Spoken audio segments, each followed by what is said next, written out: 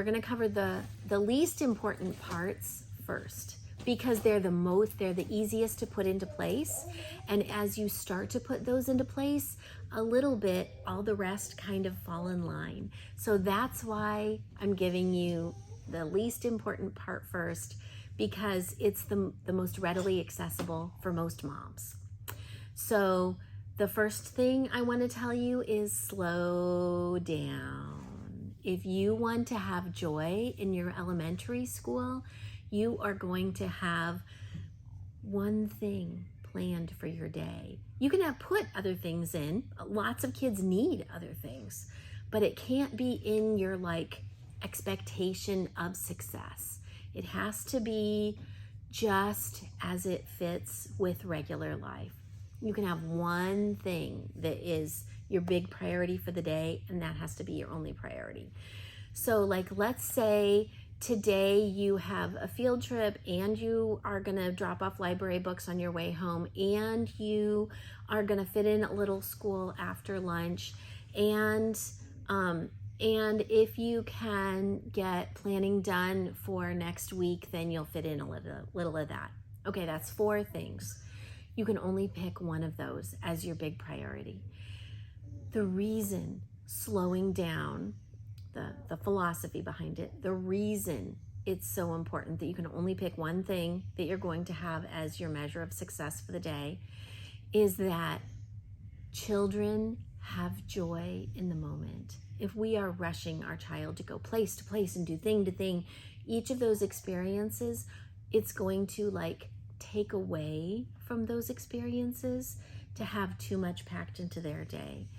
If we have, and the biggest reason why is that thing that's most important, the expectations of our children being reasonable for that child, we have to make a study of our child as homeschool moms. And we won't have time to make a study of our child if we're checking off boxes and we have to do this, and we have to do this, and we have to do this. As busy moms with a lot on your plate and homeschooling added to it, that sounds absurd. It sounds like I should say, be type A. That's what I am. That's what's going to work for you. That's what's going to get everything done. You are going to lose the most important thing in the middle of living your life like that. Mm-hmm. Have one thing as your main priority. You can have a list of 20 other things that, wouldn't it be nice to get done? Wouldn't it be nice if I could get my checklist done? Mm-hmm. But it has to be this bitty boppy little song, not the main priority in your head. So pick one thing, the field trip, or the library books, or my planning, or one thing is the most that you're going to get done that day. And everything else is just if we get to it. So kids, so you can't pack too much into one lesson or one afternoon or 1 week. Kids thrive on consistency. So, and they do really well with the sameness that drives us as adults absolutely batty. But that is what they need to know that the sun rises in the east and is going to come up tomorrow morning, whether the clouds are behind it or not. Mm-hmm. And the other thing that slowing down does, so I gave you slow down, I gave you philosophies of why it's important, and now I'm giving you practical.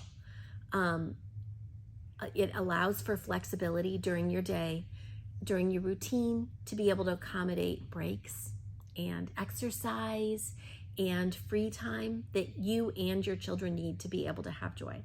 If you do nothing else out of this entire class of how to have joy in your homeschool, this item is going to give you joy in your homeschool, is slowing down. Okay, make a beautiful space is number 2. Go ahead, make it beautiful for you. Make it attractive for you. Your children are learning from you what beauty is. And as women, you are just naturally attracted to something beautiful. Do not make your school space something that you can't stand to be in. Don't make it prison. Set up a designated learning area with bean bags or comfortable chairs or colors that appeal to you. I especially like pastels.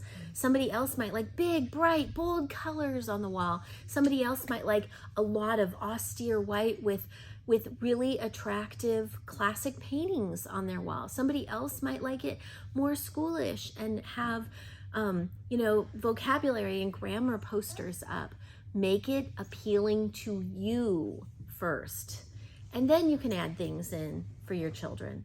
But making it beautiful is going to make you more excited to be in. It's going to make you more comfortable being in that space. And your children are going to feed off of your comfort.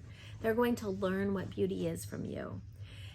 And then it's a lovely place to spend time in. So make your space beautiful.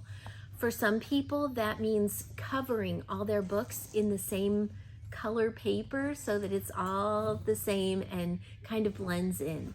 For other people, it's having huge walls of libraries to be in their space, whatever is most appealing to you. All right, the third thing, gamify. Gamify your lesson plans. Use games to reinforce concepts. You can use memory games, matching games, board games. You can focus on skills like spelling and math. You can use music and dance as part of your games to make it fun. They can learn multiplication through catchy tunes. You can take a hands-on approach by learning, by conducting science experiments or cooking together. You can use games like regular games like I Spy or Go Fish or scavenger hunts to teach all kinds of different skills. You can create a reward system as part of your game of your school. You can gamify your whole school and make it reward systems, and they get I had kind of like Monopoly money, but it had the name of our school and it had a picture of each of my kids on each piece of monetary value, and the level of the kid, like the oldest kid was the most expensive piece of money that I handed out, and we'd use that for our reward system. And you can decide what they get from that. I mean, it can be totally something that's easy for you to give. Oh, you get to pick what we're having for dinner next week. Well, then they pick, you add that to your list. It's not hard on you. You were going to have to pick a meal anyway. Or it can be something that's this really great reward. Okay, well, we'll go to the store and we'll buy this thing for you if that's what your child's been wanting. You can host a show and tell where your kids each show what they did accomplish that week, and they get rewards, applause, and take a bow to dad for what they accomplished, or with grandparents. You can have challenges, reading challenges in your home. You can, maybe if there's goals that you really want them to do for math, you would set up a challenge. I told you before that my kids would do cooking shows. One person would be the videographer and one person would set out all of everything for the dish, and then the other person would act it out and they'd all kind of be included in it. One person would be the director and decide how everything was going to go. They can have art projects. One of my favorite ideas that I love the idea, and I wasn't wholly successful at it, was to have an art masterpiece area of a blank wall, and I wanted to set up a changeable poster so it had a frame, and then change out the poster and add in the kids' artwork so that it varied based on what we were studying or what they were learning, the skills they were accomplishing. And so all of their artwork was in one spot and it didn't take over my house, but I really liked the frame thing. It contained it for me, and it didn't remind me of oh, I'm not doing school this day. I really didn't want our whole house to be taken over by school. That was important to me. But some people love filling up their walls with the kids' artwork. So changeable posters at that time were just super expensive and I couldn't pull it off. Now they've gone down in price, and I think that I love that idea.